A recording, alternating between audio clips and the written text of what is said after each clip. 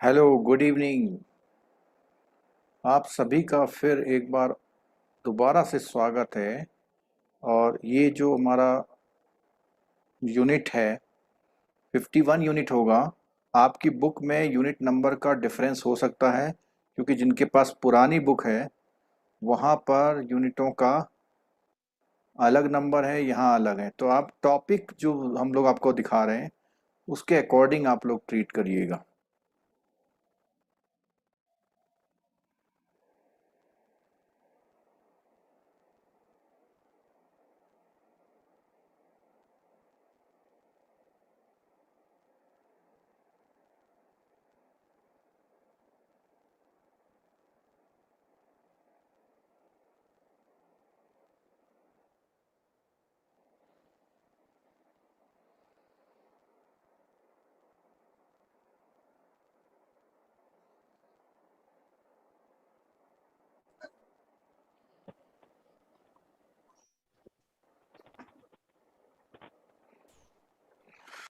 चलिए, चलिए दोस्तों, यूनिट यूनिट नंबर 51 और जो और ये जो यूनिट है unit relation of relation of partners partner to to one one another, another, यानी आपस में आप पार्टनर में के पार्टनर क्या के रिलेशन क्या होंगे। रिलेशन और जो और केस जो स्टडी केस आती हैं स्टडी आती है बेसिकली बेसिकली इस तरह के इसी तरह के अकाउंट अकाउंट, क्वेश्चन से आती है। उसमें उसमें कुछ कुछ छोटा सा एक केस केस दे दे देते हैं, उसमें कुछ कुछ पूछते पूछते हैं हैं आपसे कि आपसे क्या होगा कंडीशन में। सर इको तो आ रहा है। तो सर यहाँ इको है, है इको है सर इको। इको हो रहा है। इको हो रहा हाँ सर। अच्छा, है। अब नहीं होगा। कोई एक बटन दबने से रह जाता है हमसे, बहुत सारे बटन दबाने पड़ते हैं। तो इस टॉपिक में बेसिकली हम लोग करेंगे कि जो पार्टनर होते हैं उनकी जनरल ड्यूटी क्या होती हैं, और सोने की या कोई फ्रॉड कर दे तो इंडेमनिटी और लॉस का क्या रिलेशन है, राइट ड्यूटी क्या होती हैं उनकी, आपस में जो पार्टनर्स आपस में होते हैं उनकी, बिजनेस कैसे कंडक्ट करेंगे, म्यूचुअल राइट एंड लाइबिलिटी क्या होती है, फर्म की प्रॉपर्टी क्या होती है, प्रॉफिट अर्न क्या होता है, और राइट एंड ड्यूटी होता है पार्ट। तो जैसे बाई वन टॉपिक लेते चलेंगे हम लोग।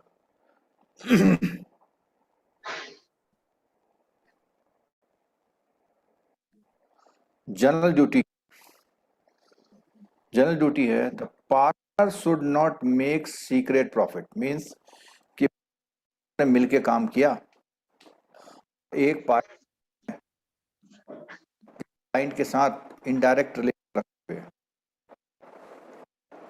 तो उस कंडीशन में ये सीक्रेट प्रॉफिट की बात हो जाती है, जबकि वो पार्टनरशिप फर्म की वजह से उसको नेम और फेम मिली होती है। They have to be just and faithful to each other. तो बिल्कुल उनको पक्का रहना है, एज ए पार्टनरशिप काम करना और फेथफुल होना है। They must render true account of the business and full information all things affected the firm to all the partner. ऐसी कोई भी चीज़ जो दूसरे को नुकसान पहुंचा सकती है, जिससे दूसरे को दिक्कत हो सकती है, कोई भी चीज़ वो छुपाएंगे नहीं, उसको ट्रूली वो सबके सामने रखें। Duty to in the loss cost by fraud. अब कभी कभी फ्रॉड हो जाता है, तो partner is bound to indemnify the firm. Partner जो है फर्म को इंडेमनीफाई करता है for any loss caused for the partnership firm by his fraud. तो अगर कोई भी फ्रॉड से नुकसान होता है तो उसे करना पड़ेगा in the conduct of business of the firm, या उसके किसी काम से। For example, if a partner commits a fraud upon a customer to the partnership firm. इस बात को सुन लीजिएगा।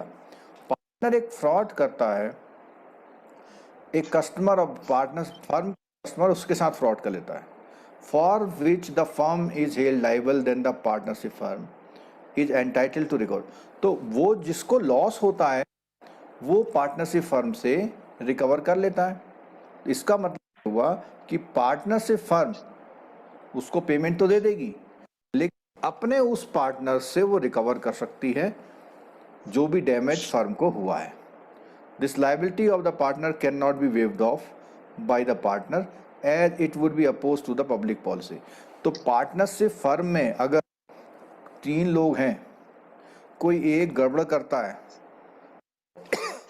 जो 2 अदर हैं उसको माफ नहीं करेंगे, क्योंकि पब्लिक को पता लग जाएगा ये इसमें पार्टनर गड़बड़ करता है, पब्लिक पॉलिसी के अगेंस्ट हो जाएगा, in the sense of that it would amount to exempting a person from his own fraud, यानी उसके फ्रॉड से उसको बचाने का वो रहा, एग्जेम्प्ट करने का वो।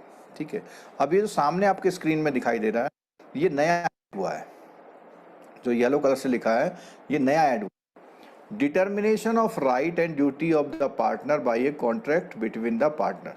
तो जो जब पार्टनर अपने आप में पार्टनरशिप फर्म में आ रहे हैं, तो इसका मतलब ये है कि वो आपस में एक दूसरे से कॉन्ट्रैक्ट किए हुए। Subject to the provision of this act, mutual right and duty, duty भी म्यूचुअल है, राइट भी म्यूचुअल है, of a partner of a firm may be determined by the contract between the partner and such contract may be express और may be implied by the course of dealing, यानी वो कहीं लिखा हुआ हो सकता है या कोर्स ऑफ डीलिंग में कॉन्ट्रैक्ट बनता है, यानी इम्प्लाइड बोलते से। सच contract may B varied by the consent, अब वो ऐसा कॉन्ट्रैक्ट जो सबकी कंसेंट से अलग हो सकता है, and such consent may be expressed और may be implied by the course of dealing. तो पहले तो बोला उसने कोई कॉन्ट्रैक्ट करेंगे, दूसरा बोला उसने जो कॉन्ट्रैक्ट वो करते हैं वो जो पहले की कंसेंट थी सारे पार्टनर की, उससे अलग भी हो सकता है। अब यहाँ पे एक कॉन्ट्रैक्ट नाम दे रहा है, यहाँ बोला उसको वेरी करता है, तो ये कह सकते हैं कि वो नया कॉन्ट्रैक्ट हो गया, क्योंकि कॉन्ट्रैक्ट है तो वो लीगल सारी फॉर्मेलिटी पूरी करता है, उसकी लीगलिटी पूरी होती है। जैसे कॉन्ट्रैक्ट की डेफिनेशन में हमने बताया था, the partner of the firm can decide their mutual right and duty and change them from time to time on consent to all partner. तो वो क्या कर सकता है, अपने कॉन्ट्रैक्ट को समय समय पर बदलता रह सकता है। दिस मे बी इम्प्लाइड और मे बी एक्सप्रेस, तो ये जो कॉन्ट्रैक्ट का इम्प्लाइड भी हो सकता है और एक्सप्रेस। इम्प्लाइड और एक्सप्रेस बार बार आ रहा है, इम्प्लाइड का मतलब लिखे हुए मान लो है ऐसा, और एक्सप्रेस माना स्पेशली लिखा हुआ है, कहा हुआ है। This should however be not against the provision of the partner, लेकिन कोई भी कॉन्ट्रैक्ट उनका पार्टनरशिप एक्ट के प्रोविजन के अगेंस्ट नहीं होना चाहिए। Agreement in the restraint of a trade notwithstanding anything contained in 27 Act, such contract may be provided by partner shall not carry on any business or other than that of firm while he is a partner। तो यहाँ ये बोलता है कि उसको कोई भी चीज़ है, सब कुछ कॉन्ट्रैक्ट हो सकता है, ऐसा काम नहीं करेगा जो एक्ट में मना किया गया है, और वो फर्म जब तक वो उस फर्म में है, पार्टनर है, तब तक नहीं करेगा कोई भी ऐसा काम जैसा कि फर्म का है, उसके अलावा काम नहीं करेगा। कंडक्ट ऑफ द बिजनेस, अब वो पार्टनरशिप फर्म नाम आते ही क्या है कि वो बिजनेस करेंगे, फर्म का मतलब वो बिजनेस करेंगे। अगर वो बिजनेस नहीं करेंगे तो क्या बनाएंगे, वो पार्टनरशिप फर्म नहीं बनाएंगे, तो एसोसिएशन बनाएंगे, ट्रस्ट बनाएंगे, ठीक है, यूनियन बनाएंगे, लेकिन पार्टनरशिप फर्म नहीं बनाएंगे। और पार्टनरशिप फर्म बनाएंगे तो बिजनेस करेंगे, बिजनेस फॉर प्रॉफिट बोलते हैं इसको, ठीक है। Every partner has a right to take part in the, अब कोई भी जितने पार्टनर राइट है बिजनेस में पार्टिसिपेट कर ले। Every partner is bound to attend diligently his duty, जो भी उनकी ड्यूटी है उसको डिलीजेंटली फॉलो करना है, निभाना है। And arising of the ordinary matter connected with the business can be decided by, कई बार क्या होता है कोई ऐसा मामला आ जाता है जो लोगों के बीच में डिफरेंस करता है, तो उस कंडीशन में जो मेजॉरिटी ऑफ पार्टनर बोलेंगे वैसा हो जाएगा। And every partner has right to express his opinion, तो वो अपना ओपिनियन को एक्सप्रेस करने का सबका रहेगा, लेकिन डिसाइड कौन करेंगे, majority of the partner. However no change can be made in the nature of business without, जिस बिजनेस करने के लिए फर्म बनी है उसका नेचर ऑफ टाइप बदलने के लिए आपको सबकी परमिशन लेनी होगी। Every partner has right to have access on and inspector, partner अब उनकी बुकों को इंस्पेक्ट कर सकते हैं, कॉपी कर सकते हैं, ठीक, एक्सेस करते हैं, देख सकते हैं। Above right may be given some partner only and others may not be allowed to have the say in day to day management of the business even the critical decision.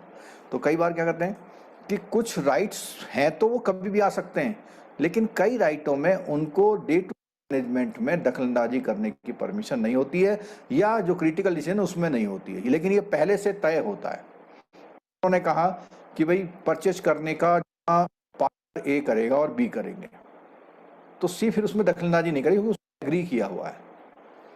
The bifurcation of the powers can be decided in the partnership delve, कि किसको क्या power दी गई है, उसको agreement में, understanding में, जो भी उनके बीच में हुआ उसके बेस पे वो करेगा। However if they have no specific understanding the above applies them. तो अगर उन्होंने ये सब बातें नहीं लिखी हैं कि कौन करेगा, तो इसका फिर ये दूसरे की दखलंदाजी हो सकती है। मतलब उसका उल्टा, जो ऊपर बोला उसका exceptional case. Mutual right and liability. तो म्यूचुअल राइट में क्या है, partner is not entitled to receive remuneration taking part in the conduct, यानी उसको रेम्यूनरेशन नहीं मिलेगा, प्रॉफिट में शेयरिंग मिल जाएगी। Partner entitled to share equally the profit and contribute equally, अगर वो इक्वली प्रॉफिट के लिए और इक्वली के लिए जिम्मेदार हैं। Where a partner is entitled to interest on capital subscribe. अब देखो यहाँ पे कई बार क्या होता है, एक फर्म है, किसी ने 50 लाख दिए, किसी ने 100 लाख दिए, किसी ने 10 लाख दिए, तो उसमें कंडीशन हो सकती है कि 10-10 लाख में तो कोई बात नहीं, लेकिन जिसने भी 10 लाख से ज्यादा दिए उसको इंटरेस्ट मिल सकता है।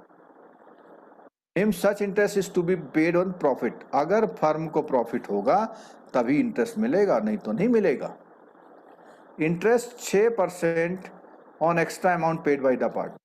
तो एक्स्ट्रा मैंने बोला कि भैया 10 इसने किया तो इसका भी 10 छोड़ो तो 9, इसका भी 10 छोड़ो तो 40, और 6% का एक रेट तय हुआ है अभी, ठीक है।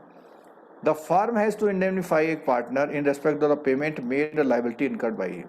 तो फर्म को भी इंडेमनिफाई करना पड़ता है पार्टनर के लिए, और पार्टनर एक दूसरे को इंडेमनिफाई करते हैं। In the ordinary and proper conduct of the business, सामान्य रूप से। In doing such act in emergency, या इमरजेंसी में कुछ कर रहे for the purpose of protecting, कि भैया मेरे को फर्म को लॉस से बचाना तो मुझे ये करना पड़ा, ठीक है। Similarly partner has to indemnify, तो जैसे मैंने अभी बोल दिया था कि फर्म को इंडेमनिफाई करना पड़ता पार्टनर को, और पार्टनर को इंडेमनिफाई करना पड़ता, तो दोनों लोग आपस में एक दूसरे के लिए जिम्मेदार होते हैं।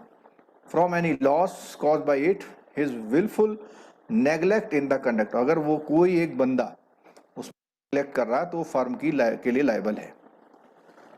On the matter said about the partner are free to have an understanding other than the manner said, कुछ भी हो उसके अलावा वो अपनी अंडरस्टैंडिंग बना सकते हैं। All or some partner may be allowed remuneration by way of salary in addition to the share profit। अब ऊपर मना किया था, लेकिन वो अगर एग्री करते हैं कि भैया इसको सैलरी मिलेगी, अब वो क्यों होता है कि भैया कोई एक ऐसा स्किल रखता है जो औरों में नहीं है, तो वो हायर करेंगे बाहर से, तो हायर ना करने की बजाय क्या करते हैं, वो उसको कहते हैं भाई तुम ये काम देख लेना, हमारी मार्केटिंग का देख लेना, आपको 10% एक्स्ट्रा मिलेगा। Further share in profits may not be equal and the options can decide that a particular partner would get more share in profit than the, तो कई बार किसी पार्टनर को ज्यादा शेयर भी मिल सकता है। However if there is no specific understanding, तो क्या होगा, on these matter above apply, मानी सबको बराबर मिलेगा अगर ये प्रोविजन नहीं है तो।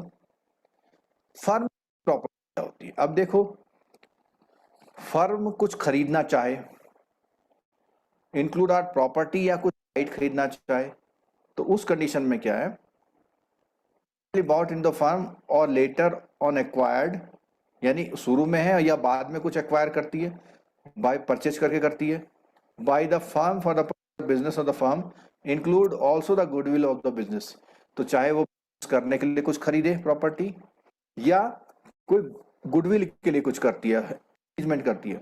The property acquired by the partner from the funds of the partnership business is deemed to be a property of the firm, तो वो जो भी कुछ प्रॉपर्टी एक्वायर की जाएगी, प्रॉपर्टी होगी, unless say the partner had decided to purchase a particular property from the partnership fund and give it to the partner towards his long due remuneration। यानी कई बार क्या होता है, पार्टनरशिप फर्म एक गाड़ी खरीदती है, अब पार्टनरशिप फर्म को किसी एक पार्टनर के विशेष काम के लिए कुछ पैसा देना है, तो वो गाड़ी उसको दे सकती है। The property of the firm has to be held and use by the partner exclusively for the purpose. और उस प्रॉपर्टी को जो गाड़ी दे रखी है वो उसका यूज जो करेगा वो पर उसके बिजनेस के लिए करेगा। How the partner can decide to use the property, और या वो पार्टनर कह सकते हैं नहीं भाई बिजनेस तुम अपने पर्सनल यूज के लिए करो।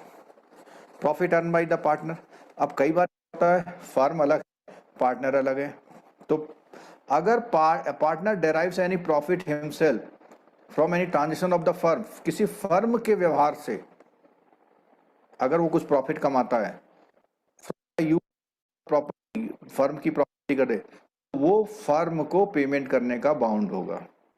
Also if a partner carries on any business competing firm, he is bound to pay to the firm all profits made by the business. तो अगर वो पार्टनर जो हैं वो जो बिजनेस कंपीट करता है, business competing with the firm means कोई ऐसा काम जैसे मान लिया कोई अच्छे समोसे बना रहा शहर में, वो फर्म अब उसने बगल में एक और समोसे की दुकान खोल ली, तो माना जाएगा कि भैया ये प्रॉफिट जो कमा रहे हैं इसी का हिस्सा है।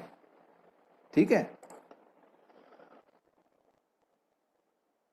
On the matter state above the partner are free to have an understanding other than, फिर वही बात आ गई, however if they have no specific, तो कहने का मतलब है कि वो आपस में कोई ऐसे सहमति, चल ठीक है तू एक दुकान बगल में भी खोल ले समोसे की, कोई बात नहीं, हमको आपत्ति नहीं है, ऐसी कंडीशन में ऐसा हो सकता। Right and duties of the partner, mutual right होते हैं और म्यूचुअल ड्यूटीज होते हैं। ठीक है। Is reconstituted firm remain the same as they were immediately before, तो कई बार क्या होता है कोई पार्टनर चेंज होता है, तो जब पार्टनर चेंज होगा कोई दूसरा पार्टनर आएगा तो उसका रिकॉन्स्टिट्यूट करेंगे उस फर्म को, तो वैसा ही रहेगा जैसे पहले से काम चला, केवल एक पार्टनर दूसरा। Similarly after the expiry of the term firm constitute fix term continue to carry a business the mutual right, हो तो अगर वो फिक्स टर्म के बाद भी कंटिन्यू करते हैं बिजनेस को तो वो म्यूचुअल राइट एंड ड्यूटी वाले वो अप्लाई होंगे। ठीक है। अब इसमें ये येलो कलर से नया एडिशन हुआ है, where additional undertaking are carried out of the firm consider carry out of one और more adventure taking the mental right and duty, mental नहीं होगा म्यूचुअल होगा, mutual right and duty of the partner in respect of the other adventure undertaking are the same as the respect। तो अभी क्या है अगर वो कोई और नया काम करते हैं एज ए पार्टनरशिप फर्म तो उसमें लोग उसके बराबर के हकदार होंगे। On the matter stated above partner are free to have undertaking other than in the manner stated above, however if they have no specific, तो उसने कहा वो क्या है अदर देन जो ऊपर बताया गया उसके अलावा भी कोई अंडरस्टैंडिंग करने के लिए फ्री हैं, कुछ और नया वो कर सकते हैं। ठीक है। ये हमारी नई बुक अकॉर्डिंग 51 यूनिट थी।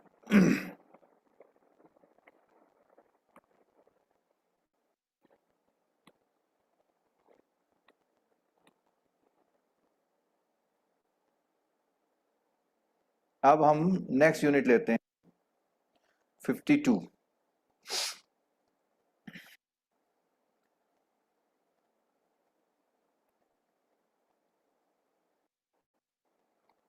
तो 52 relation of partners to third party. जो पिछला चैप्टर था ना वो पार्टनर के आपस के रिलेशन, पार्टनर के पार्टनरशिप फर्म के रिलेशन था, और जो ये चैप्टर है वो पार्टनर जो है बाहर के लोग जो है उन क्या रिलेशन होते हैं, क्या लायबिलिटी होती है, क्या होते हैं। ठीक है। तो सबसे पहले पार्टनर जो होता है वो फर्म का एजेंट होता है, हमने कॉन्ट्रैक्ट ऑफ एजेंसी पढ़ लिया। ठीक है। उस बिजनेस के लिए every partner play dual role in the partnership, one is the role of principal और the another is the role is agent. कैसे? The other role is the agent. कैसे? जो एक पार्टनर है कोई काम कर रहा है तो दूसरे के लिए कर रहा है, दूसरा पार्टनर जो काम कर रहा है इस पहले वाले के लिए कर रहा है, तो एजेंट और प्रिंसिपल दोनों की तरह काम करते हैं। ठीक है। और पार्टनर का जो बेसिक डेजिग्नेशन है वो एक एजेंट की तरह होता है। पार्टनर का जो बेसिक डेजिग्नेशन है वो एक एजेंट की तरह होता है। सेक्शन 18 में बोला गया है partner is an agent of the firm for the purpose of business of the partner can make the firm liable to. तो एजेंट भाई कोई काम करेगा तो गलती हो गई तो फर्म को देखना पड़ेगा। If done in the name of the firm in the ordinary course of business one a partner who contract in those name incurs only person। अब कई बार वो पार्टनर अपने नाम पे कोई कॉन्ट्रैक्ट कर लेता है तो लाइबल नहीं होगा, तो उसकी पर्सनल लाइबिलिटी होगी। लेकिन फर्म के नाम पे करता है तो सब लाइबल होंगे। Implied authority of the partner as agent, और ये उसकी इम्प्लाइड अथॉरिटी, यानी इसके लिए कोई लिखने की जरूरत नहीं है। इम्प्लाइड मतलब भाई कोई अगर पार्टनर है किसी फर्म में तो समझ लो इम्प्लाइड अथॉरिटी है कि वो एजेंट की तरह काम करेगा। Subject to the act of a partner which is done in to carry on in the usual way business of the kind carry the bind firm, और वो जो भी काम करेगा उससे फर्म को बाइंड करेगा।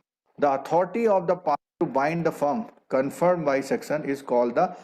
तो कोई ऐसा अथॉरिटी जिससे वो अपने काम से पार्टनरशिप फर्म को बांध दे या पार्टनरशिप फर्म को लायबल बना दे तो इम्प्लाइड अथॉरिटी की तरह काम करता है।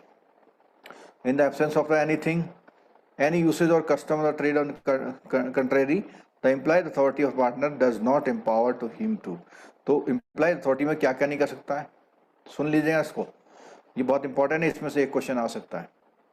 Submit a dispute relating to the business of the firm to arbitration.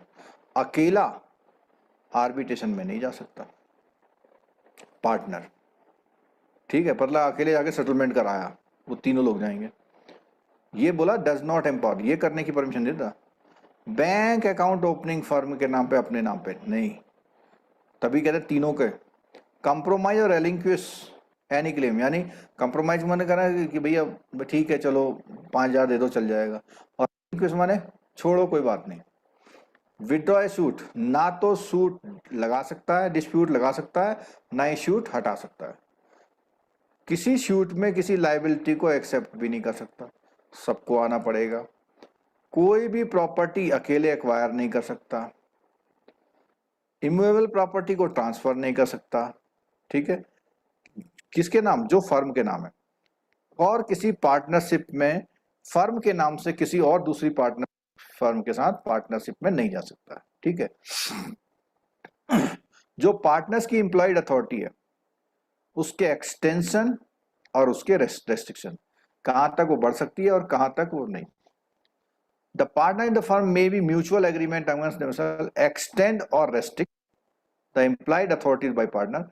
Any act done by the partner on behalf of the firm within his implied authority binds himself firm unless the person with whom he is dealing knows the restriction or does not know the belief। तो क्या बात है कि अगर वो कहीं कोई काम कर रहा है तो वो कहीं पर भी अपने आप को काम करने से पार्टनरशिप फर्म को नहीं बाइंड कर सकता, और जो दूसरा जो बंदा जो डीलिंग कर रहा है उसको पता है कि भैया ये रेस्ट्रिक्शन है, इसको ये काम नहीं करना है, सामने वाले को पता है कि ये काम नहीं कर सकता, या वो नहीं जानता, या वो बिलीव करता है कि पार्टनर है इसका अभी भी हिस्सा है, तो वो अपने आप कोई कॉन्ट्रैक्ट कर सकता है। Partnership authority in the emergency, भाई इमरजेंसी में भी अथॉरिटी होती है, तो इमरजेंसी में कोई काम कर सकता है। In case of emergency a partner has authority to do all act to protect the firm from the loss as be done by the person ordinary. जैसे वो अकेला अपने लिए कोई काम करता है बचाने के लिए, तो वो पार्टनरशिप फर्म को बचाने के लिए कर सकता है। Code of action to bind firm, कैसे हम फर्म को बाइंड कर सकते हैं। In order to bind a firm, the partner must do the activities in the name of firm and execute the document on behalf of the firm or any other manner expressing or implying an intention to bind the firm. तो वो किसी भी condition में वो partner जो है कुछ भी एक्टिविटी करता है, तो वो एक्टिविटी जब करता है तो फर्म को बांध देता है, क्योंकि वो उसका एजेंट है.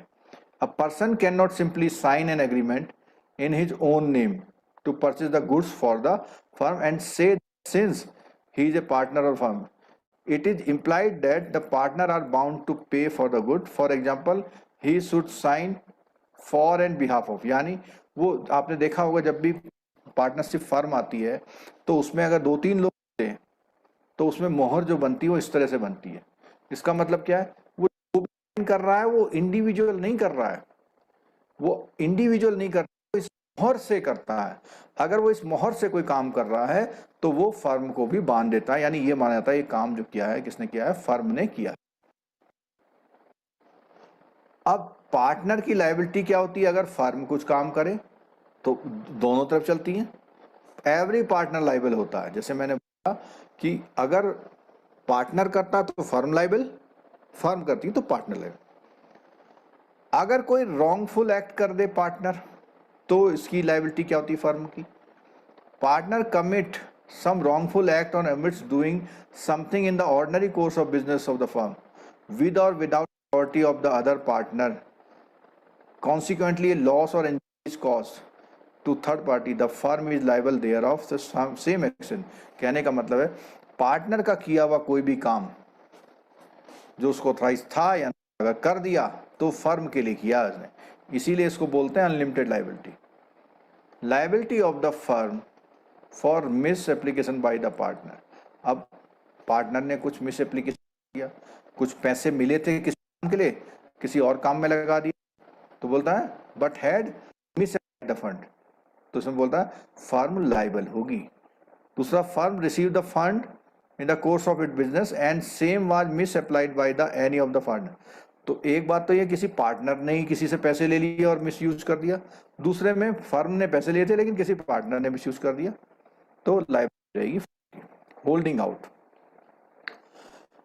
Anyone who by words spoken और written by conduct represent himself और know permit himself to be represented to a partner of firm is liable as a partner of firm any who has the faith. अब यहाँ सुनिएगा, कई बार क्या होता है, कोई बंदा आया, उसने जो है कहा मैं उस पार्टनरशिप फर्म का मेंबर हूँ, पार्टनर हूँ, और मुझे इतना रुपए उधार दे दीजिए. उसने वो उधार दे दिया, बाद में पता लगा पार्टनरशिप फर्म तो बोला ही नहीं था और वो आदमी पार्टनरशिप फर्म का कोई हिस्सा भी नहीं था, एनीवन लिखा हुआ है, तो वो उसकी व्यक्तिगत जिम्मेदारी होगी. तब उस कंडीशन में फर्म ही कुछ वो करती. तो क्या बोला, does or does not know that representation has reached the person so giving credit. This is known as doctrine on holding out. इसको सुन लेना. एक क्वेश्चन, जितने भी डॉक्ट्रिन है, 5-6 डॉक्ट्रिन है आपके इसमें बुक में, तो 5 डॉक्ट्रिन में से कम 2 डॉक्ट्रिन आ सकते हैं. तो अब देखो इसमें, this means that when a person who is not at all partner of the firm either represent himself or knowingly permit himself to be represented as a partner in the firm, as a result out of the he include other to give credit to the firm, then he is known as the partner holding out. Such a stranger is liable, यानी वो एक तरह से उस firm से बाहर हो जाता है. ठीक है. Such a stranger is liable to individual personally for the debt. तो if he was a partner in the firm on the principal holding out, however, legal heirs of the estate of the deceased partner is not liable to the firm who uses the name of the. अब क्या बात है, कई बार क्या होते हैं, कुछ legal heirs और जो बचे हुए लोग होते हैं उनके पार्टनर के, वो उस फर्म के लिए नॉट लायबल होते हैं who uses his name after his death, जो उसके मरने के बाद उसका नाम यूज करते हैं. ठीक है. तो इसमें जो एनीवन को बोला हुआ है कि एनीवन कोई भी आदमी फर्म का नाम लेकर के जिसका कोई संबंध फर्म से नहीं है, वो जाके कोई काम करता है दिखा के, छुपा के, कैसे भी, और दूसरा आदमी विश्वास कर लेता है, तो कोई भी नुकसान के लिए वो व्यक्ति जिम्मेदार होगा, पार्टनरशिप फर्म जिम्मेदार नहीं होगी।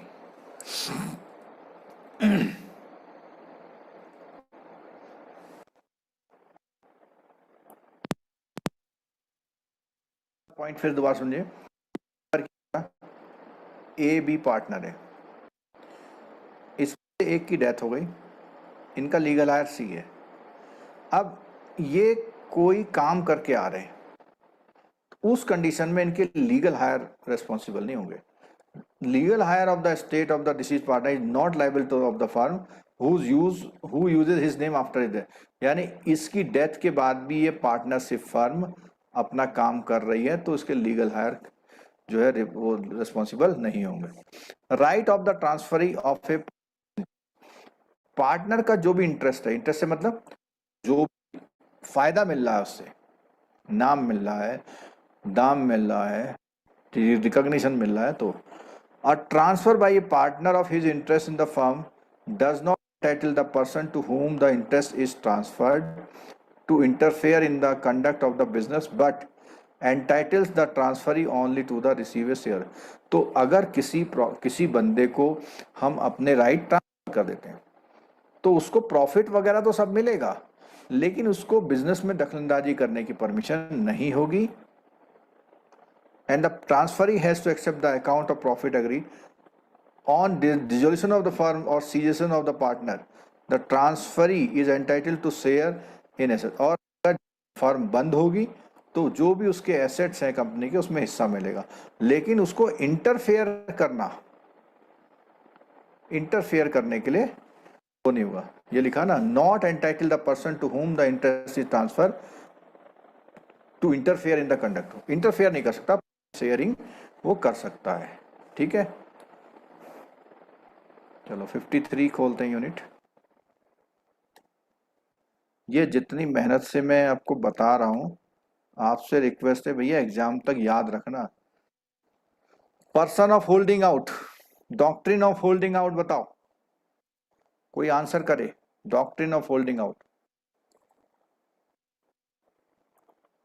बोलो, देखते हैं जरा क्या इतना सुन रहे हो। अभी 13, 14, 15 वॉइस थोड़ा थोड़ा ब्रेक हो रही है, मुझे भी लग रही है, लेकिन प्लीज लीजिए। डॉक्ट्रिन ऑफ होल्डिंग, सर दो पार्टनर में से अगर कोई एक पार्टनर की डेथ हो जाती है, जो लीगल हायर रहता है, तो उसकी कोई लायबिलिटी नहीं बनेगी अगर डिसीज का कोई नाम लेके कोई काम करता है तो।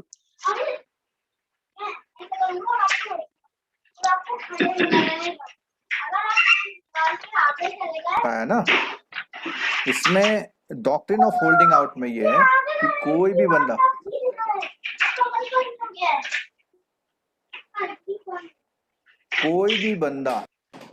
जो कि फर्म में है ही नहीं, बाहर है, वो फर्म का मेंबर नहीं है, और बाजार में जाके बताता है कि मैं इसका मेंबर हूं, और वो कोई कांड कराता है, तो उसके लिए फर्म रिस्पॉन्सिबल नहीं होंगी। होल्डिंग आउट अपने आप को कर लेगी। ठीक है, और जो हाँ, इसमें कई लोग अच्छा आंसर दे रहे हैं, unknown person can not use name of the firm. ठीक है, अच्छा, एक एब इनिशियो पूछा हुआ है, क्लास से था। एब इनिशियो का मतलब होता है कि शुरुआत से ही वैलिड ना होना। एब इनिशियो का मतलब होता है जिस समय वो शुरुआत में ही वो कॉन्ट्रैक्ट हुआ था, तभी से वो खराब था, उसे माना नहीं जाता था, उसमें कोई कमी थी, लीगल कमी थी, उसको कभी कॉन्ट्रैक्ट माना ही नहीं गया। कुछ होता है बाद में टर्मिनेट होते हैं, जो बाद में टर्मिनेट होते हैं वो अलग होते हैं, और जो एब इनिशियो होते हैं वो कॉन्ट्रैक्ट तो किया लोगों ने, लेकिन शुरू से ही वो एब इनिशियो था, वो किसी काम का नहीं था। ठीक, डॉक्ट्रिन ऑफ होल्डिंग आउट सब समझ गए। अगला चैप्टर लेते हैं हम लोग।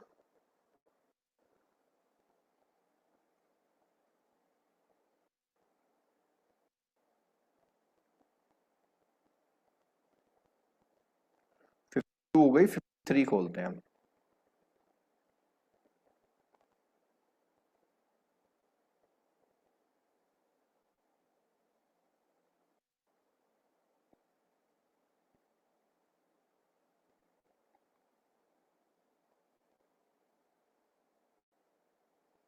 चलिए, तो 53 यूनिट जो है आपकी, वो आपकी बेसिकली ये बताती है कि क्या भैया जो हमारा माइनर बंदा है उसको हम अपने फर्म में यूज कर सकते हैं, उसको पार्टनर बना सकते हैं।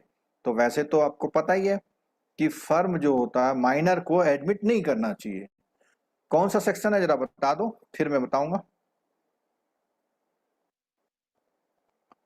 सेक्शन 11, सेक्शन 11 में कहा हुआ माइनर पार्टनर्स का वो नहीं होता, ठीक है।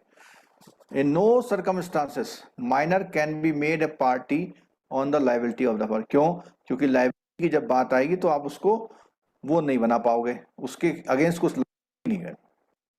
उसमें कहा कि minor has a right to share the property and profit of the firm as agreed upon by the partner. ठीक है, ऐसा कर सकता है वो, ठीक है। और as explained earlier, the partner of the firm are personally liable or all liability of the firm. However, only the minor share is liable for the act of the firm, but the minor is not personally liable.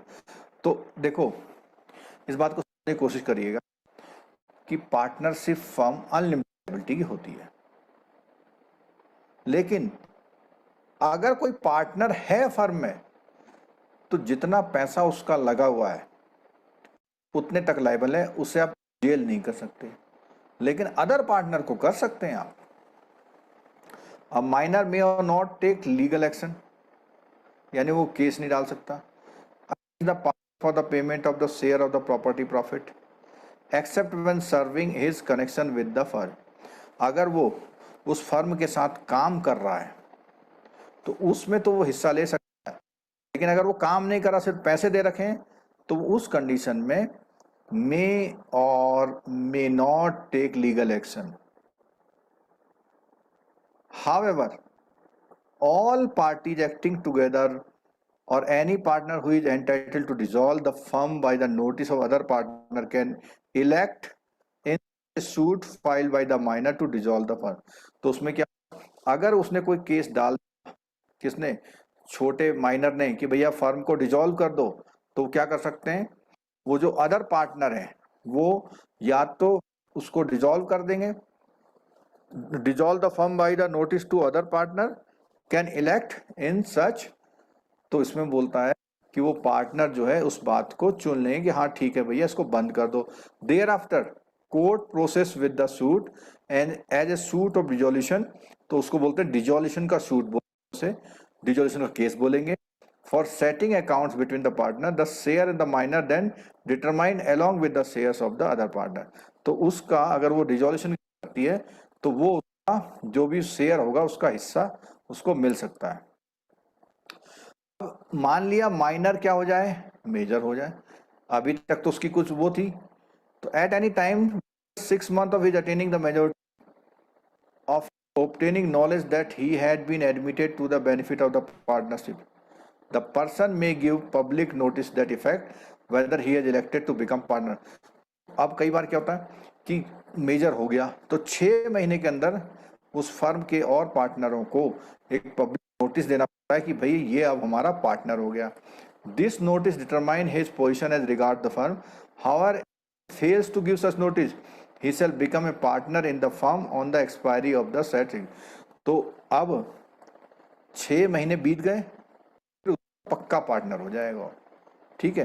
तो इसमें benefit करने के लिए उसको एक notice देना पड़ता है, the person may give notice public effect whether he has elected to become a partner or not. तो इसमें यहाँ बात आ रही है कि ये जो मेजर होता है वो पब्लिक को नोटिस देता है कि भैया मैं अब इसका एक पार्टनर हो गया हूँ। अगर 6 महीने तक वो पार्टनर नहीं देता है, ऑटोमेटिकली वो फेल अगर नहीं होता तो वो ऑटोमेटिकली पार्टनर हो जाता है, और पार्टनर अगर हो गया तो जितनी भी लायबिलिटी है उसके लिए वो जिम्मेदार हो जाएगा। such a person becomes a partner either because he elected to do so or because he failed to take a decision, 6 months have elapsed the attained majority। तो उसमें बोला है कि अगर ये बंदा पार्टनर बन जाता है तो उसकी कौन कौन सी होती है, चाहे वो नोटिस दे के बने, यानी खुद ही ऑप्शन कर ले, या 6 महीने बाद ऑटोमेटिकली बन जाए, तो उसकी liability as a minor continue up to the date on which he becomes a partner. जिस दिन वो पार्टनर बन जाएगा तब तो माइनर जैसा रहेगा, लेकिन जैसे ही वो हो जाएगा तो पर्सनली लायबल हो जाएगा। फिर his share in the property and the profit shall be share in the which entitle, share तो वैसे ही बना रहेगा। और अगर वो कहता नहीं भैया मैं पार्टनर नहीं बन रहा, his right and liability shall continue to be those of minor up to the date on which he has given public। जिस दिन उसने पब्लिक नोटिस दे दिया कि वो इस कंपनी का हिस्सा नहीं रहेगा तब तक की लायबिलिटी रहेंगी। his share shall not be liable for any act firm done after the date of the notice। तो अगर नोटिस के बाद उस कंपनी को फर्म को कोई लॉस वगैरह होता तो जिम्मेदार नहीं होगा, ठीक है। He shall be entitled to sue the partner for his, वो क्या करेगा जैसे ही मेजर हो जाएगा तो वो पार्टनर और अदर पार्टनर को अपने शेयर के लिए क्या कर सकता है, कोर्ट जा सकता है। Retirement of a partner, a partner में रिटायर या तो सबकी कंसेंट से या किसी आपस में उनके एग्रीमेंट से। भाई अदर कहेंगे भाई इसको निकाल दो तो निकाल दे सकते हैं, या वो एग्रीमेंट है कि भैया हम निकल रहे हैं, और where the partnership at will, जहां उसकी इच्छा एट विल थी तो वह नोटिस देके वो खुद भी चल सकता है, ठीक है। The retiring partner and other partner shall be liable to a partner third party to act done by any them which could have been an act in the firm if done before. तो before retirement कुछ भी काम करता है तो उसके लिए वो पहले से लायबल रहेगा, ठीक है, जब तक पब्लिक को नोटिस नहीं मिलता। Public notice may be given by the retiring partner on the remaining partner to reconstitute, तो उनसे वो नोटिस देगा कि भैया तुम आप इस फर्म को अपने आप दोबारा बना लो। और retiring partner is discharge of his liability to third party for act of the firm before his retirement if there is an agreement in the third party, the retiring partner and the remaining partner of the reconstitute, ठीक है। A partner can be expelled, निकाला जा सकता है, any और लोग जो हैं उसको निकाल सकते हैं। इंसॉल्वेंसी, अगर एक फर्म का पार्टनर इंसॉल्वेंट हो जाए तो firm is adjudicated as an insolvent, यानी एक फर्म का एक बंदा इंसॉल्वेंट तो firm insolvent. He ceases to be partner from the, और वो वहां से बाहर हो जाता है। An order of adjudication of a partner may और may not dissolve the firm.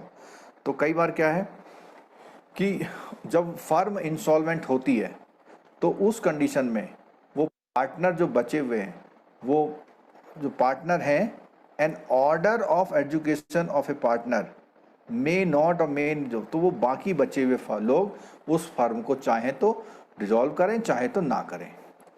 If the firm is not dissolved pursuant to a contract upon education partner, the estate of the partner so educated is not liable for any act of the firm. Firm is not liable for any act of the, अब वो कह रहे हैं कि भैया कोई insolvent हो गया तो वो एक तरह से फर्म इंसॉल्वेंट हो गई और फर्म उसको बाहर कर देगी, और अगर बाहर कर देती है और रिकंस्टिट्यूट करते हैं आपस में मिल करके, क्या कहते हैं नहीं हम उस फर्म को डिसॉल्व नहीं कर रहे, हम चलाएंगे बाकी लोग, अगर वो चलाते हैं तो इंसॉल्वेंट वाले किसी के लिए वो फर्म रेस्पॉन्सिबल नहीं होगा। अगर वो इंसॉल्वेंट नहीं होता तो फर्म वो उसके लिए रेस्पॉन्सिबल होती।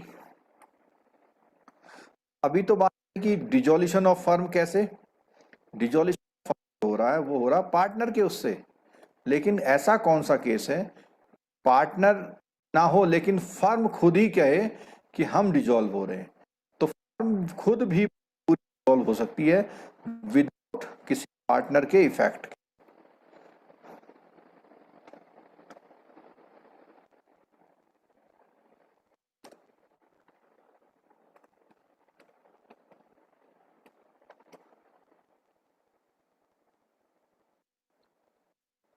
चलिए, तो नेक्स्ट टॉपिक है dissolution of a firm. Serial number छोड़ दिया कि का डिजोल्यूशन क्या होता है। A partnership firm dissolve, partners can decide to stop carrying, तो ये पार्टनर डिसाइड करें। The partner can decide the share of the in profit loss on the date of dissolution after payment deadline. The unit discusses the very, तो उसमें क्या क्या चीजें, तो भाई वो आपस में पार्टनर कह सकते हैं भैया वो करो।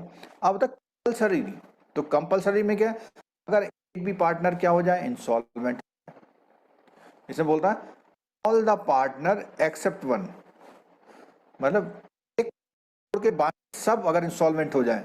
ऊपर हमने पढ़ा था कि अगर एक पार्टनर इंसॉल्वेंट है तो फर्म डिसॉल्व और नॉट डिसॉल्व का ऑप्शन रखती है, लेकिन अगर चार लोग हैं, तीन इंसॉल्वेंट हो गए, तो फिर पार्टनरशिप फर्म रह गई। ठीक है, by happening of any event which makes a unlawful for the business itself, कुछ ऐसा कोई ऐसा अनलॉफुल काम करती है तो भी वो फर्म डिसॉल्व हो जाती है। However if partnership firm is carrying one और more than one separate business, the illegality of the one or more does not cause the dissolution of firm. The firm can continue to carry, तो अब इसमें बोला कि उसने कई सारे business कर रखे हैं। The partnership firm is carrying more than one separate business, भाई एक एबीसी कॉर्पोरेशन है, वो सीमेंट का भी काम करती है, दूध का भी काम करती है, ट्रैवलिंग एजेंसी भी चलाती है। तो द इलीगलिटी ऑफ वन और मोर डज नॉट कॉज, एक काम इलीगल करती है तो बाकी फर्म में डिसॉल्व नहीं होंगी। ठीक है, यहां तो एक ही के लिए बोला हुआ है, अनलॉफुल बिजनेस कर रही है तो वो कंपल्सरी डिसॉल्यूशन है। लेकिन अगर तीन चार काम कर रही है, 3 वर्क कर रही है, W1 W2 W3, और एक जो है इलीगल है, तो ये डिसॉल्व हो जाएगी, ये नहीं होंगी बाकी वाले। अगर हम बात करें विजय माल्या साहब हैं, उनकी 4 कंपनियां चल रही थी, 2 पे गड़बड़ हो गई, तो बाकी तो आज भी काम कर रहे हैं। यूनाइटेड ब्रेवरीज आज भी काम कर रही है, प्रॉफिट दे रही है। ठीक है, solution on the happening of certain contingency, कुछ ऐसी घटनाएं जब क्या है तो उसमें क्या क्या चीजें हैं। If a partner is constituted for a fix term, भाई वो पहले से ही फिक्स टर्म के लिए कहा था, देन बाय द एक्सपायरी, तो जैसी टर्म एक्सपायरी होगी तो बंद हो जाएगी। If the partnership is constituted to carry out, देखो ऊपर हमने पढ़ा था पार्टनर्स कैसे बाहर आते हैं, कि वो कब बाहर आ जाएंगे, यहां बोल रहे हैं पार्टनरशिप कब खत्म हो जाती है। The partnership constituted to carry out one और मोर एडवेंचर, जो उन्होंने काम करने को था उसका कंप्लीशन हो गया, किसी डेथ की पार्टनर की डेथ हो जाए और कोई पार्टनर इंसॉल्वेंट हो जाए। अब डिसॉल्यूशन बाय कोर्ट है, भाई तो इच्छा ठीक है, लेकिन कोर्ट ने तो क्या होता है, कोई पार्टनर अनसाउंड माइंड का हो जाए, कोई परमानेंटली इनकेपेबल हो जाए अपनी ड्यूटी वो करने के लिए, किसी कंडक्ट में गिल्टी हो जाए जो to affect prejudicially the carrying of, जिससे उस फर्म का बिजनेस करना अब जुडिशियली मना हो जाए।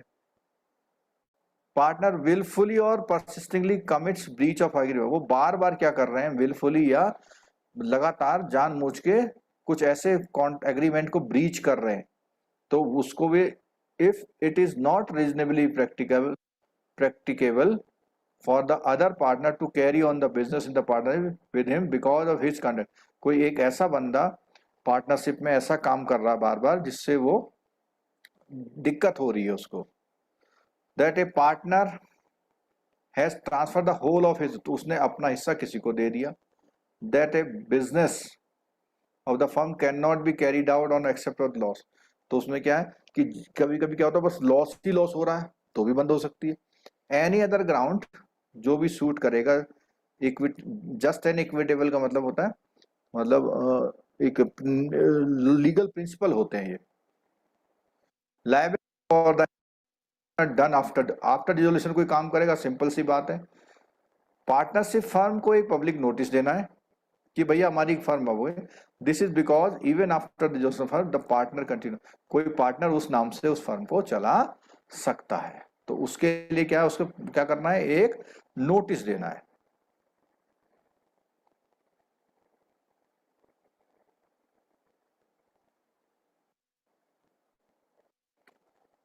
नेक्स्ट टॉपिक है आपका इफेक्ट ऑफ नॉन रजिस्ट्रेशन। अभी हमने जब शुरू में टॉपिक शुरू किया था तो उस समय बताया था भैया कि पार्टनरशिप फर्म रजिस्टर्ड और अनरजिस्टर्ड दोनों हो सकती हैं।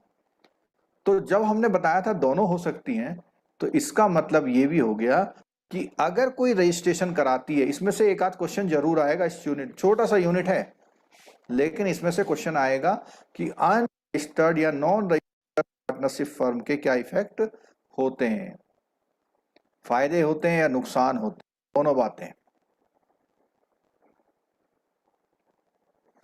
ये देखिए स्क्रीन पे,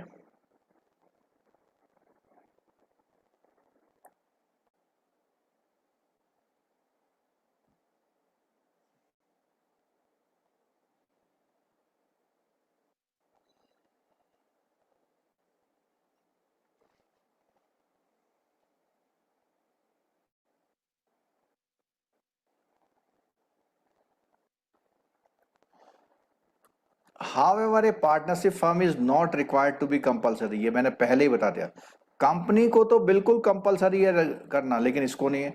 अब रजिस्ट्रेशन में बात आती क्या, तो रजिस्ट्रेशन कैसे करेंगे, पार्टनर्स मे और may not enter into partnership deed, may decide to have oral partnership, जरूरी नहीं हो कागज बनाए आपने, ठीक है, ठीक है, अपनी आपस में समझ है वो कर रहे हैं काम।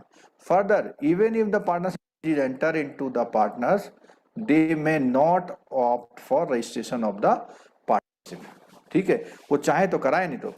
However partnership act cast certain disabilities on a partnership firm that is not, कुछ ऐसी फर्में जो नॉट रजिस्टर्ड होती हैं वो कुछ डिसेबल हो जाती हैं, यानी कुछ काम करने लायक नहीं रहती हैं, ठीक है, विद द रजिस्ट्रार, और ये रजिस्ट्रार ऑफ पार्टनरशिप फर्म में रजिस्टर्ड होती हैं due to the provision which is stated a majority of the parties to register the firm to avoid future hassle and complexity of solving issue against the partner as well as the third party। क्या है कि इसमें ये लाइनें तो cut गई हैं जो आपकी बुक में है,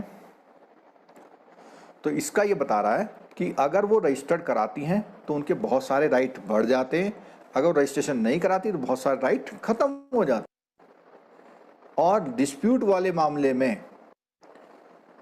वाले में फ्यूचर में जो हैसल आते हैं उसमें वही फर्म फायदे में रहती है जो फर्म अपने आप को रजिस्ट्रेशन करा के रखती है। The enforcement of any right to sue, ये इंपॉर्टेंट है कि अगर वो फर्म रजिस्टर्ड नहीं है, नॉन रजिस्टर्ड, हम लोग नॉन रजिस्टर्ड पढ़ रहे हैं, नॉन रजिस्टर्ड, तो वो not affected and can be brought before the court of law.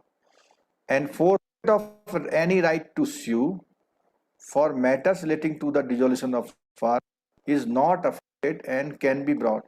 तो डिसोल्यूशन वाले मामले में तो वो वहां जा सकती है खुद के मामले में, लेकिन वो दूसरे के मामले में नहीं जा सकती। अपने मामले में तो लड़ाई लड़ सकते हैं वो सब लोग, लेकिन वो अगर किसी और पे केस करना चाहे तो नहीं कर सकती।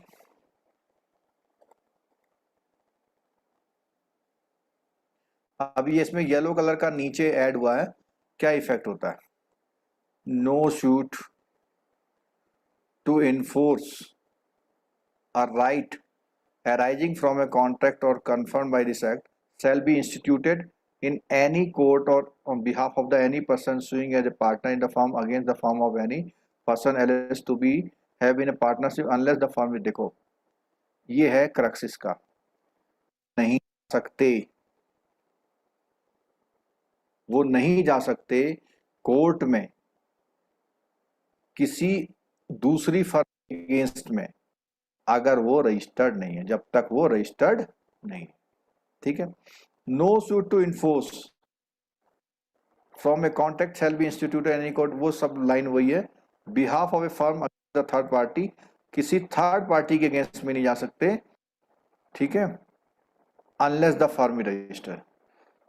तो वो क्या है, वो ना तो किसी के अगेंस्ट, किसी फर्म के अगेंस्ट में कोई कोर्ट जा सकते हैं, ना ही किसी थर्ड पार्टी के उसमें जा सकते हैं, ठीक है।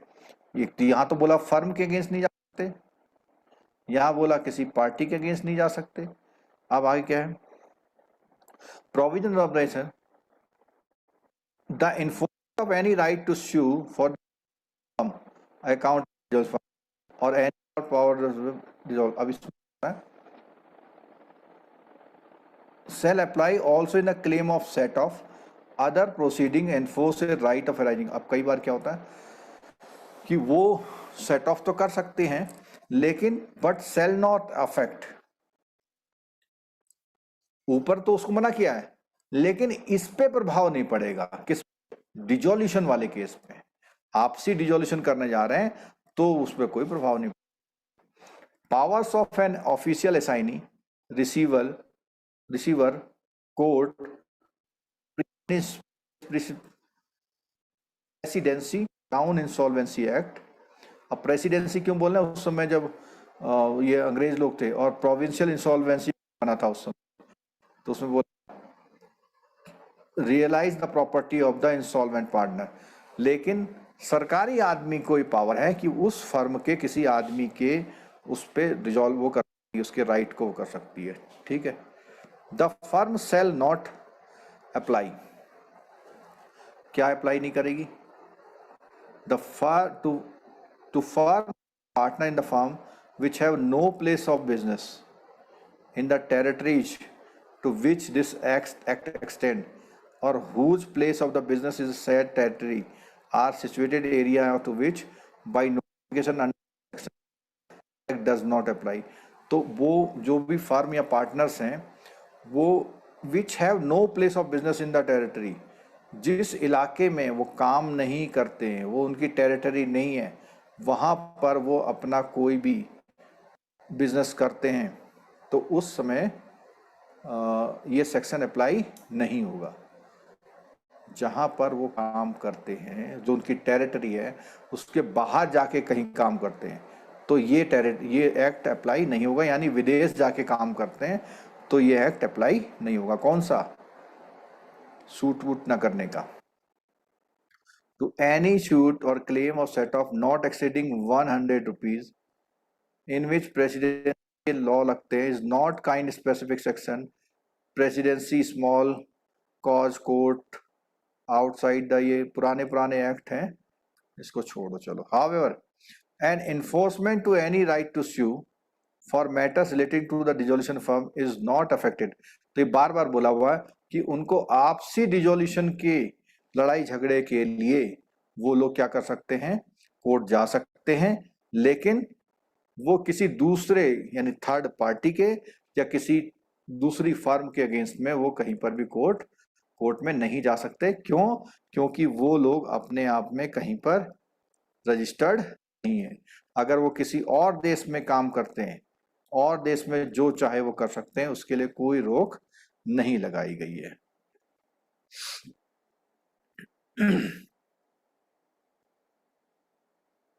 कोई मुझे ये देख के बताए कि 56 नंबर यूनिट जहां से शुरू है और लास्ट 69 तक कितने पेजेस है, उससे हम स्ट्रेटेजी बनाएंगे कल की।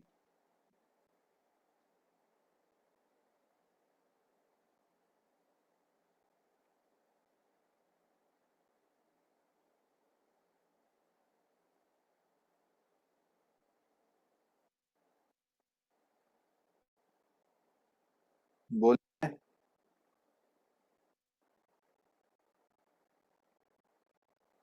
56 यूनिट जहां शुरू हो रही है, 92 पेज है ना, तो 92 पेज में से ऑलमोस्ट 30 पेज आप निकाल लो। चैप्टर स्टार्ट होता है, लेट सम अप होता है, एमसीक्यू होते हैं, यानी 60 पेजेस बुक के हमें कवर करना, 60 पेज, ठीक है, 60 पेज कवर करने हैं।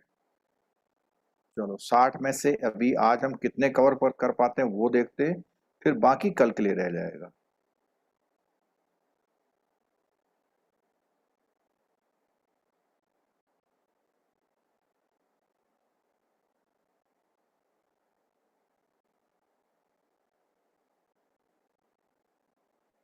चलिए नेक्स्ट यूनिट हमने खोल लिया है 56। अभी तक हमने जो भी पढ़ा पार्टनरशिप फर्म और फर्म के और लिमिटेड लायबिलिटी पार्टनरशिप फर्म के बारे में पढ़ा।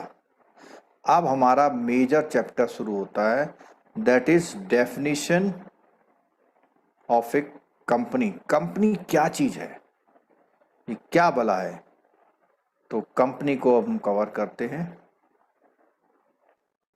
इंटरेस्टिंग टॉपिक है ये, आपको ज्यादा बोरियत होनी नहीं चाहिए भाई। बाकी अगर ईमानदारी से पेपर देने जा रहे हो और बोरियत हो रही है तो फिर इसका मतलब आप ईमानदार नहीं है अपने, उसके लिए इसका मतलब आप ईमानदार नहीं है। जब मैं बैठ सकता हूं आपके साथ तो आपको बैठना है। आप ये मत देखो कौन नहीं बैठा है, आप ये देखो कि आप बैठे हैं या नहीं बैठे। चलो डेफिनेशन एंड फीचर्स। तो सबसे पहली बात है, कंपनी का जो मामला है वो सारा शुरू हो गया है, किससे शुरू हो गया है, company act, now Indian company act 2013 से सब चलता है। डेफिनेशन सेक्शन 3 में डिफाइन है, company formed and register under this act और एन एग्जिस्टिंग कंपनी, यानी कोई पहले से कंपनी चल रही थी वो, या जो नई कंपनी बन के रजिस्टर हो रही है वो। Existing company means A company form register in the any of the former company, किसी पुराने एक्ट से जो थी उनको भी कंपनी का दर्जा दिया। 1950 shall remain within the precincts of definition of the company, यानी जो पुरानी कंपनियां इनकॉर्पोरेटेड हुई थी उनको भी कंपनी माना गया। फीचर ऑफ द, क्या feature of the company, company में कौन कौन सी पहचान होती है। सबसे पहले रजिस्ट्रेशन होता है उसका, एक वो आर्टिफिशियल लीगल पर्सन की तरह पहचानी जाती, कंपनी को भी जो है फाइन पड़ता है, मालिक अलग होते हैं, इनको फाइन अलग पड़ता है, ठीक है। कानून की नजर में वो कंपनी एक अलग से आदमी है, और provision of the constitution of India not the provision of constitution apply on the company. तो वो नागरिक तो है, सिटीजन तो है, लेकिन उस पर सिटीजनशिप एक्ट के प्रोविजन अप्लाई, क्योंकि वो नेचुरल सिटीजन नहीं है। तो सिटीजन की तरह तो ट्रीट होती है लेकिन वो नेचुरल सिटीजन नहीं। इंडिपेंडेंट कॉर्पोरेट पर्सनैलिटी है, एक तो आर्टिफिशियल लीगल पर्सनैलिटी है और इंडिपेंडेंट कॉर्पोरेट, एक व्यापारिक हाउस है वो। तो है it has distinct legal personality by incorporation the under act, company is vested with the corporate personality which is independent और different from the member. Member जो बनाते हैं उससे अलग होती है।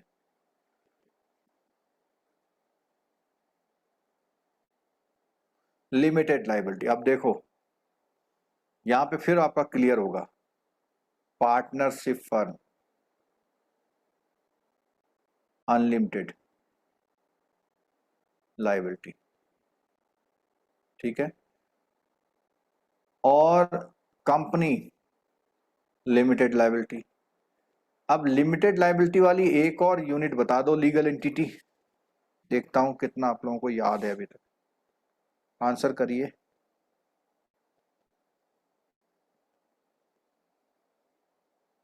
मॉड्यूल सी और डी हो गए हैं, तो मॉड्यूल ए पढ़ लो, थोड़ा छोटा है, पर मॉड्यूल ए जो हमने लेक्चर बना रखे हैं ना वीडियो कोर्स में, उससे देखना बहुत प्रिसाइज लेक्चर बना रखे हैं, पूरा क्रक्स निकाल के आप पढ़ सकते हैं तो अच्छी बात है।